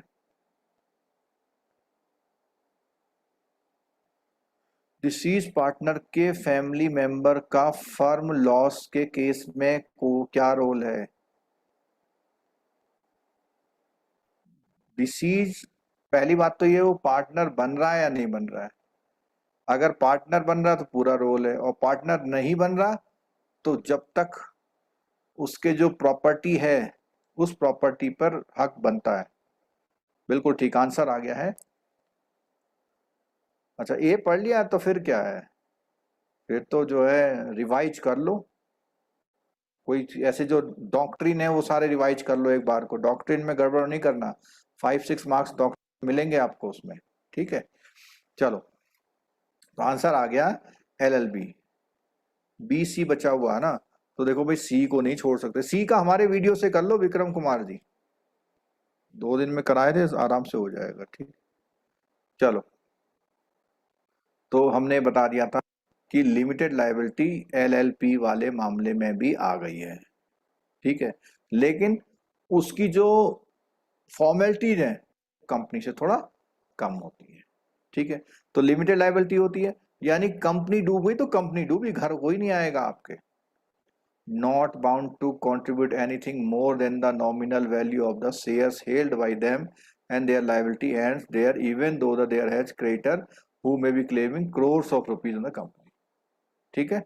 परपेचुअल, परपेचुअल का मतलब था कभी नहीं मरती, अपने आप नहीं मरती, लेकिन उसे मार सकते हैं, कैसे, कंपनी को डिसॉल्व करके। इनकॉर्पोरेट कंपनी नेवर डाइज हो गया, ये कोई बात नहीं। अच्छा सेपरेट प्रॉपर्टी, अगर विजय माल्या की कंपनी का 10,000 करोड़ है कंपनी के, वो विजय माल्या जी के नहीं है, इसीलिए वो विजय माल्या जी की संपत्ति से कुछ नहीं ले पाए। आगे transfer of shares, transfer of share क्या है, ट्रांसफर ऑफ शेयर में state that shares or other interest to any member in a company shall be movable property, transferable in the manner of provide article association, article of association में जैसा लिखा होगा वैसे हो जाएंगे। A share holder may sell his share, मतलब अपने share को वो सेल कर सकता है ओपन मार्केट में और अपना पैसा लेके बाहर आ सकता है। कॉमन सील कंपनी की एक अपनी मोहर होती है, ठीक है, उससे उसकी पहचान होती है, जैसे आपकी शक्ल से पहचान होती है, फिंगरप्रिंट से पहचान होती है, ऐसी कंपनी की। तो कहना it has to be affixed in the manner stated in the article in the presence of 2 directors who shall sign on the document where the common seal is affixed। तो जो जहां पे भी मोहर लगेगी तो वो क्या करेंगे, in the presence of 2 director who shall sign, वो उन डॉक्यूमेंट में साइन करते हैं, तब जाके कोई any document bearing the common seal, तभी जाके वो उस एग्रीमेंट को आप आगे बढ़ा सकते हैं या उसको लीगल में। अब एक वर्ड आ गया कॉर्पोरेट वेल, ये सुन लो जरा। Although a company is a separate legal entity distinct from share holder, in reality it is an association of person who are the beneficial owner of all corporate funding, hence it may sometime become necessary to look at the, मतलब कहने का मतलब वैसे तो कह रहे सब अलग है, लेकिन फिर भी कह रहे है किसकी, तो उसको भी देखना जरूरी है। Who are behind the corporate veil, तो इस कॉर्पोरेट वेल के बिहाइंड में कौन है, यानी इस कॉर्पोरेट सीन के बिहाइंड में कौन है, इस कॉर्पोरेट एग्जिस्टेंस के बिहाइंड में कौन है। The corporate veil is said to be a lifted or pierced when the court ignores the separate entity of the, तो कहने का मतलब है कई बार कंपनी, जैसे वो थी ना एक कंपनी, वो कंपनी क्या थी जिसने यूनियन कार्बाइड, तो यूनियन कार्बाइड एक कंपनी थी लेकिन फिर भी उसके मालिक को जेल करा दी, तो क्या है, वो कई बार कोर्ट उसको डायरेक्टली कंसर्न मान लेता है with member or director of the company, there is no specific law such should be done, the court decide the case to case basis. तो कई बार कंपनी बच जाती है साफ साफ, लेकिन कई बार कंपनी जिसने बनाई होती है वो लोग घेरे में आ जाते हैं, उसी को बोलते हैं कॉर्पोरेट वेल। अगर हम कहें कि आज विजय माल्या की कंपनी बाहर कंपनी गड़बड़ कर गई और वो विजय माल्या यहां नहीं है, तो हम विजय माल्या के पीछे क्यों पड़े हैं, this is the corporate well, ठीक है। और पार्टनरशिप से कैसे डिफरेंस करती है। अच्छा चलो इसके एक पॉइंट पढ़ लेते हैं, सब लोग इसके पॉइंट जरा आंसर करेंगे। चलो रिवाइज करते हैं, टाइम कम है। कॉर्पोरेट वेल होना चाहिए, यानी कि उसको सेपरेट होते हुए भी कुछ लोगों की जिम्मेदारी है, कॉमन सील होनी चाहिए इसकी, ठीक है। ट्रांसफर ऑफ शेयर कर सकता है, सेपरेट प्रॉपर्टी है इसमें, और परपेचुअल सक्सेशन है, लिमिटेड लायबिलिटी होती है, और इसके अलावा इसमें एक रजिस्ट्रेशन और कॉर्पोरेट पर्सनैलिटी इंडिपेंडेंट होती है, आर्टिफिशियल लीगल पर्सन होता है, रजिस्ट्रेशन होता है। ये क्वेश्चन आ सकता है।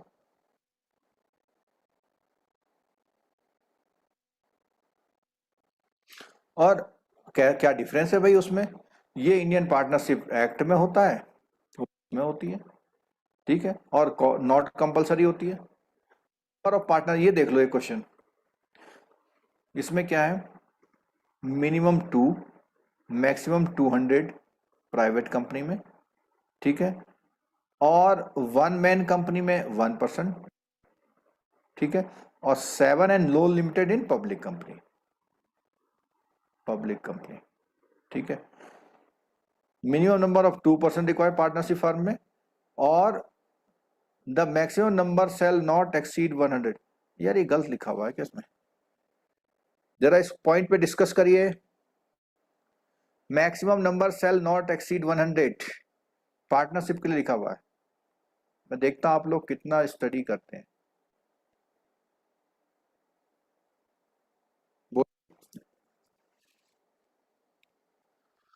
Maximum number in A partnership firm,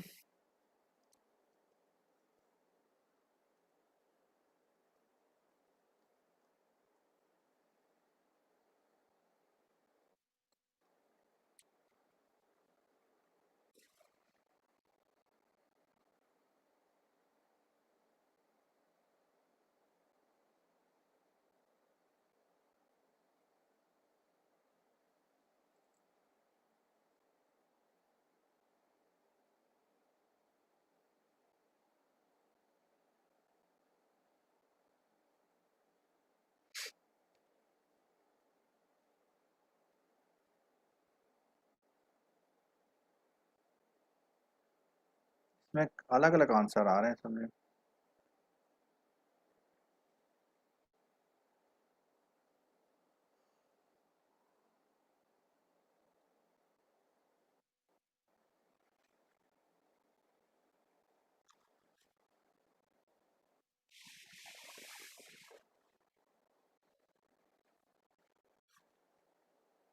कहीं 50 भी आ रहा है। चलो मैं आप लोगों के आंसर देखता हूँ केवल। 10 for banking, 20 for other business, 20 for other business.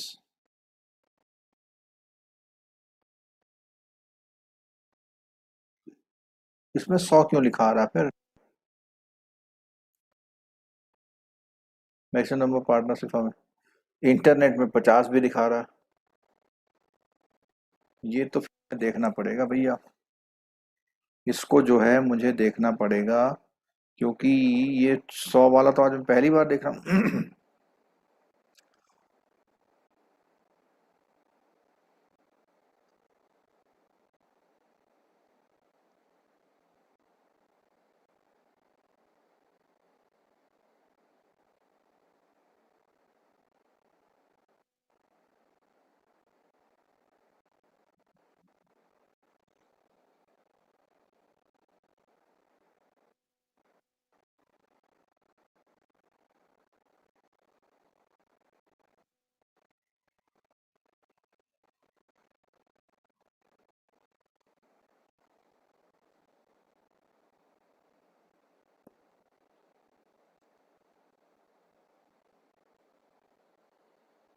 क्या आंसर दे रहे हैं आप लोग? As per the previous companies act the maximum number में, ऐसा क्वेश्चन एएफबी में आया था। देखो इसमें कहीं 50 लिखा हुआ आ रहा है, कहीं 100 लिखा हुआ आ रहा है। इसका आंसर तब होगा जब हम एक्ट में, कंपनी जो एक्ट है ना, उसमें ये लाइन पढ़ते हैं। तो जो कंपनी एक्ट है, कंपनीज एक्ट में अगर हम ये कहीं लाइन पढ़ते हैं कि भैया मैक्सिमम नंबर कितने हैं मेंबर, किसी भी एक्ट में जब ये लिखा होगा, तभी हम ये मानेंगे कितना, चलो मैं खोल लिया, मैं भी देखता हूँ।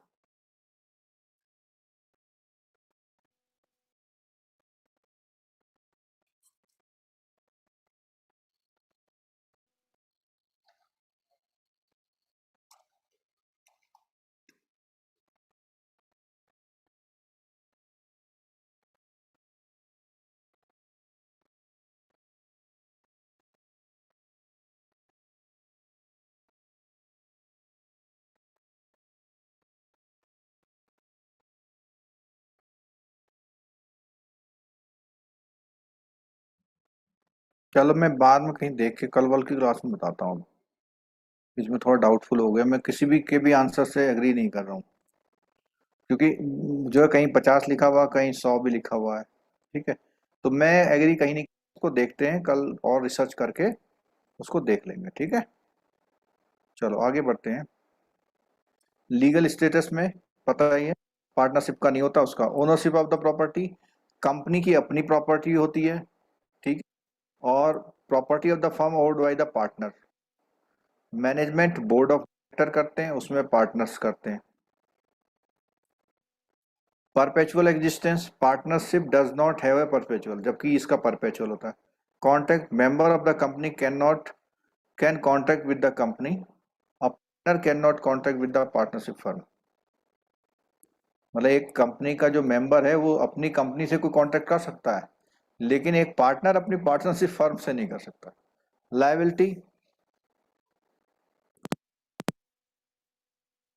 लायबिलिटी होती है, पार्टनरशिप की जो लायबिलिटी है वो अनलिमिटेड होती है।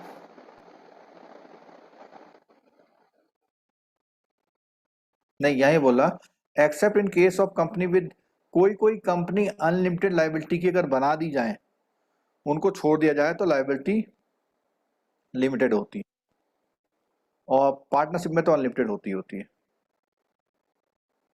ट्रांसफर, कंपनी के शेयर ट्रांसफर कर सकते हैं। A person can be partner in the partner firm with the consent of the, और पार्टनर करेंगे तो कोई अंदर आ सकता है। डेथ, कंपनी के सारे मेंबर भी मर जाएं तब भी कंपनी नहीं मरती, लेकिन डेथ ऑफ द पार्टनर हो जाए तो पार्टनरशिप खत्म हो जाए। Agency, the member of the company are not agent of each other of the company, जबकि पार्टनरशिप फर्म में वो सब एक दूसरे के एजेंट होते हैं। Type of company,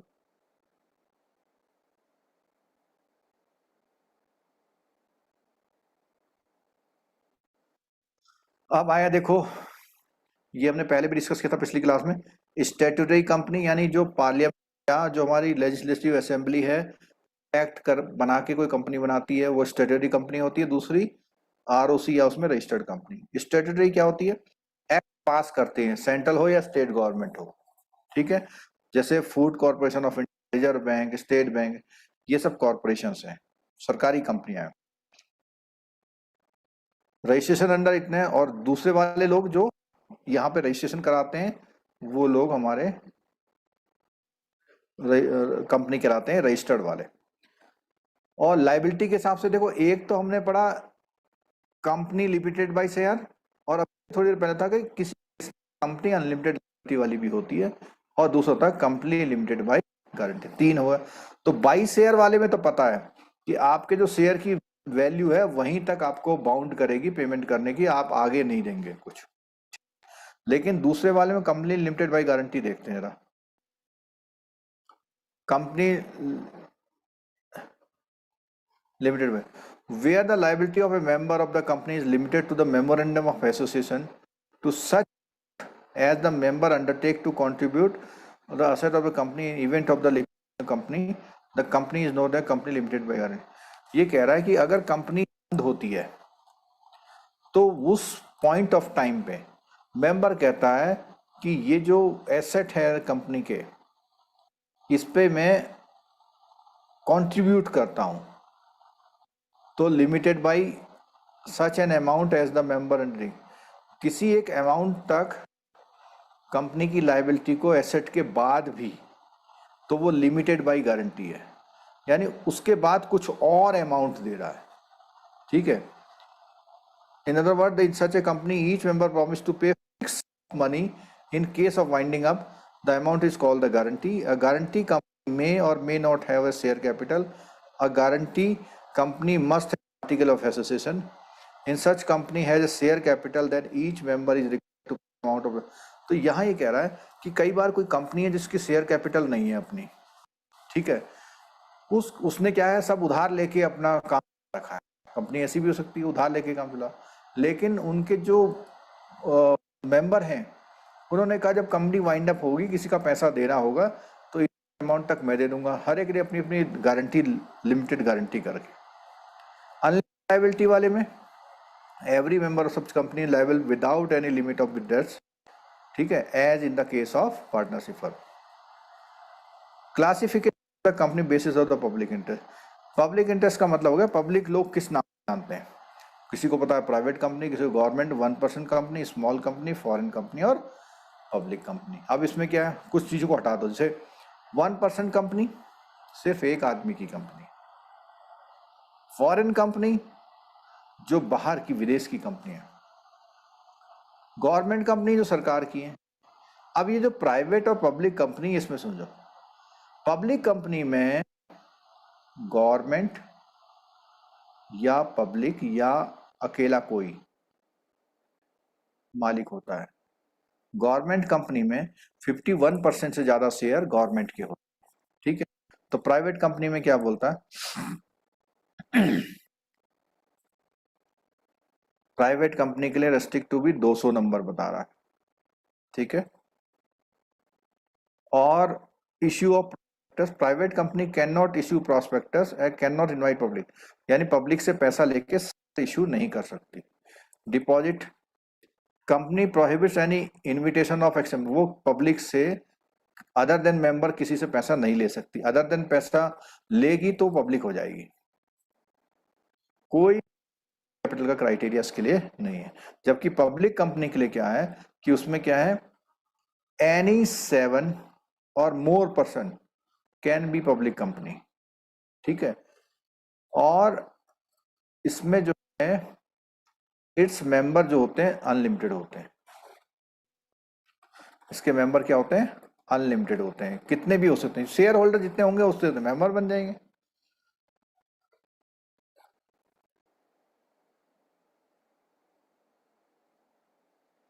public company के लिए कुछ प्रोविजन ऐसे होते हैं जो प्राइवेट कंपनी को मिलते हैं, इसको नहीं मिलते हैं. By which private companies benefit, कुछ प्राइवेट कंपनी को कुछ अलग से राइट होते हैं क्योंकि वो अपना पैसा यूज कर रहे हैं, वो फ्री होते हैं काम करने के लिए. अब company have only 2 member and 2 director, और पब्लिक कंपनी हैव 7 मेंबर और 3 डायरेक्टर. 2, 2 और 7 और 3 director. Private company need not, ये है देखो एक पॉइंट इसमें, प्राइवेट कंपनी को certificate of commencement of business registrar से नहीं लेना. कहने का मतलब है कि कंपनी मैंने आज बना दी, अब मैं काम शुरू करूंगा, बिल्डिंग बनाऊंगा, जैसे मैं बिजनेस शुरू करूंगा तो मेरे को प्राइवेट कंपनी को ROC नहीं परमिशन लेनी पड़ती या बताना नहीं पड़ता मैंने बिजनेस शुरू कर दिया. जबकि पब्लिक कंपनी जो होता है, जो शेयर लिस्टेड कंपनी होती है, उसे बताना पड़ता है कि भाई मैंने काम शुरू कर दिया है.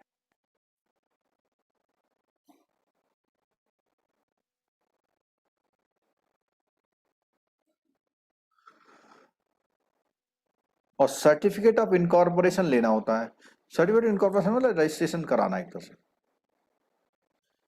Private company need not hold a statutory meeting and submit a study report to the public company को करना पड़ता है, उसको नहीं करता है. Certain provision company act with respect requirement of appointment and the remuneration of payable director to public company are not.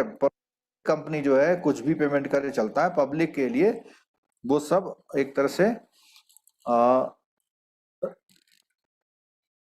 With respect to requirement कुछ certain provision follow करने पड़ते हैं. Certain company act with respect to the general meeting of the company are not applicable to the private company. तो general meetings का जो है public limited को करना पड़ता है, प्राइवेट लिमिटेड की जरूरी नहीं है. Restrictions on the powers of the board of director and the International Companies Act, which stipulate that certain powers cannot be exercised board of director except without consent of the company. कुछ कुछ ऐसा होता है board of director की जो power उनको exercise करने के लिए वो कर सकती है, जबकि पब्लिक कंपनी जो है जनरल मीटिंग में कंसेंट लेके नहीं कर सकती, जबकि प्राइवेट लिमिटेड जब भी कुछ नहीं करना चाहे कर सकती है। गवर्नमेंट कंपनी हमने बता दिया, सेंट्रल गवर्नमेंट, स्टेट गवर्नमेंट और पार्ट, मैंने बोला ना 50% और मोर से हो सकती है, ठीक, जैसे भारत हैवी इलेक्ट्रिक और स्टील लिमिटेड। फॉरेन कंपनी की बात आती है, बहुत सिंपल सी बात है, एनी कंपनी बॉडी कॉर्पोरेट इनको आउटसाइड जिसका इनकॉर्पोरेशन हुआ है has a place of business in India, चाहे वो अपने एजेंट से करती है, खुद ही करती है, या इलेक्ट्रॉनिक मोड में करती है। जैसे ये अमेजॉन है, conduct any business activity India in any other manner, मतलब रजिस्टर बाहर है, यहाँ करती है। अब आया पर्सन कंपनी, तो वन कंपनी भी नया कॉन्सेप्ट आया, पहले नहीं था। आदमी भी चाहे तो अपने आप को कंपनी के रूप में रजिस्ट्रेशन करा सकता है, लेकिन उसके लिए कुछ कंडीशन है। The company act further provide that when the paid up share capital 1% exceed 50 lakh और its average turnover is 2 crore 3 preceding financial year, the OPC will be required to convert itself into the either private company or public company। दोनों कितनी अच्छी बात बताई इसने कि भैया आपको कंपनी नाम लिखना है, आपके नाम लिखना आपने ABC कंपनी, तो आपको 1% कंपनी बनाने को, आपके पास कोई दोस्त नहीं है, वाइफ नहीं है, हस्बैंड नहीं है, तो आप बना लेंगे, ठीक है। लेकिन जैसे ही आप इस में ज़्यादा आते हैं, यानी आपकी शेयर कैपिटल 50 लाख ज़्यादा और टर्नओवर 2 करोड़ से ज़्यादा है, तो आपको पब्लिक या प्राइवेट लिमिटेड यानी आपको किसी को शामिल करना पड़ेगा, और with the provision of the act within 6 month of date of the mention, 6 महीने के अंदर अंदर करना पड़ेगा। स्मॉल कंपनी की आई बात, means company other than public company, public company से अलग छोटी company, paid up share capital which does not exceed 50 lakh or such higher amount or may be prescribe shall not be more than 5 crore rupees. तो किसने बोला हुआ है? Paid up share capital of which does not exceed 50 lakh, जैसे उसमें बोला हुआ ऊपर, इधर ही 50 लाख बोला हुआ ना, or such higher amount as may prescribe which shall not be more than, मतलब सरकार चाहे तो इस 50 लाख को 5 करोड़ तक ले जा सकती, और turnover of which as per the profit loss does not exceed 2 crore. तो एक तरह से ये माना जाए 1% कंपनी भी स्मॉल कंपनी की तरह होती है, ठीक है। तो कोई स्मॉल कंपनी यानी छोटे लोग, कुछ 2-3 लोग मिलकर स्मॉल कंपनी बनाना चाहे बना सकते हैं, और 1% कंपनी अगर उससे ज्यादा होती तो वो हो जाए होल्डिंग एंड सब्सिडरी कंपनी। तो उसमें क्या, the other company control the majority composition of board and director and sole objective, मतलब आपने किसी कंपनी में बहुत सारे शेयर खरीद रखे हैं, आपके मेजोरिटी बोर्ड ऑफ डायरेक्टर आपके ही है उसमें, other company hold majority of share ले ले, चाहे या तो डायरेक्टर ज्यादा हो आपके या शेयर आपके ज्यादा हो। The holding company subsidiary it has own subsidiary, it becomes a subsidiary of the first mention company. Thus, for example, company B is a subsidiary of company A and company C is a subsidiary company of B, then C company is subsidiary of company। अब देखो इसमें क्या structure बनाया, उसने कहा है कि B जो कंपनी है A की सब्सिडरी है, ठीक है, एंड C कंपनी इसकी सब्सिडरी है, तो C is a subsidiary of company A, यानी A मतलब ऐसा करिए कि सी के जो ग्रैंड फादर हैं वो उसके फादर की तरह हो जाएंगे, ठीक है। चलो ये टॉपिक भी दोस्तों पूरा होता है हमारा, आप लोग साथ में बने हुए हैं तो हम लोग मेहनत कर पा रहे हैं। 57 तक अब तो काफी नजदीक पहुंच गए हम लोग। जिन लोगों को जो मॉड्यूल ए तैयार करना है ना, मान लिया, तो मॉड्यूल ए के लिए बहुत छोटे छोटे लेक्चर, बल्कि मॉड्यूल बी में तो 2-3 चीजें एलसी यूट्यूब में पढ़ा हुआ, उसे एलसी के लिए आपने कभी देख भी लिया हो कई बार, लेकिन जो अदर लेक्चर अगर आप देखना चाहें तो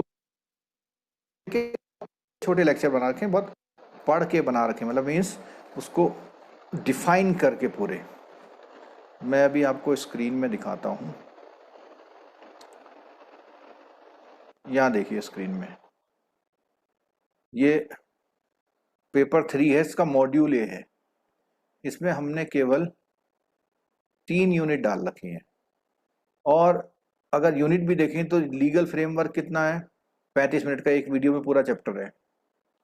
दूसरे वाले में 8 मिनट, 6 मिनट, 27 मिनट, 22 मिनट, यानी लगभग 1 घंटे में एक और चैप्टर है, और इसमें लिख लिख के समझा रखा है। और इसमें एक 16 मिनट का और एक 20 मिनट का चैप्टर है। तो ये 3 चैप्टर आप कर सकते हैं, ठीक है। पर ये जो है यूट्यूब में नहीं मिलेंगे आपको, ये कोर्स में है, और इस कोर्स की जो प्राइस है 699 है केवल। जो लोग चाहें तो कर सकते हैं, नहीं तो बाकी नहीं टाइम मिल रहा तो अपने बाकी चैप्टर आप कर लीजिए, ठीक है।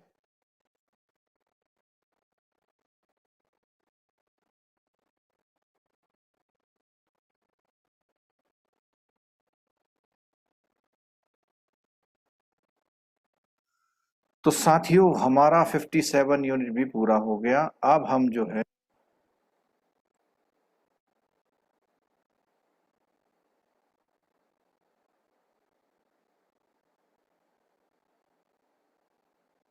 हम्म 56 यूनिट भी हो गया। हाँ, मॉड्यूल बी में बहुत सारी चीजें, बिल्कुल सही कह रहे हैं। जैसे कि आपका ये एलसी वाला है पूरा चैप्टर, एलसी वाला चैप्टर के जाइएगा, हमारा वीडियो देख लीजिएगा, उसमें बहुत बढ़िया समझा रखा है, 1 घंटे का वीडियो, ठीक है। और जो सिक्योरिटी चार्जेस हमने कल कर लिए थे,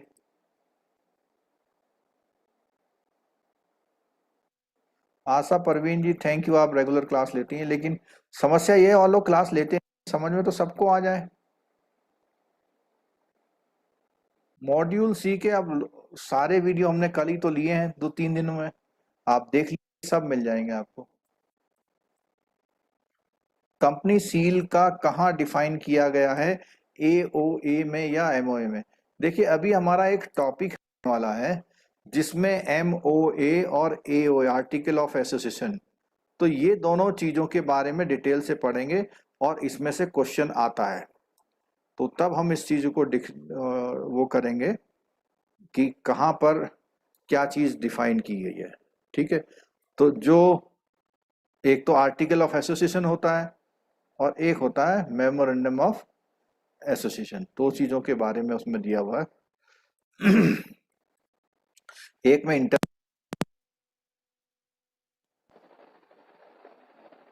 हेलो,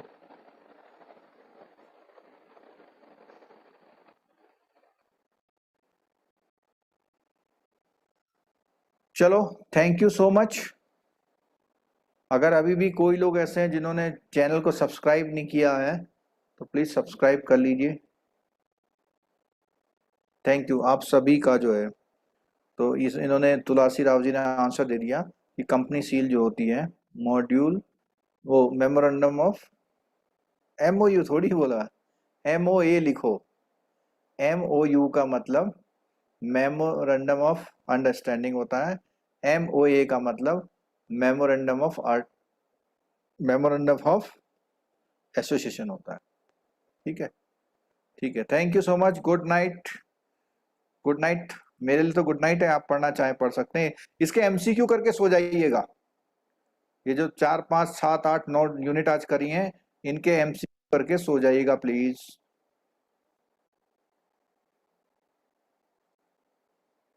थैंक यू ऑल।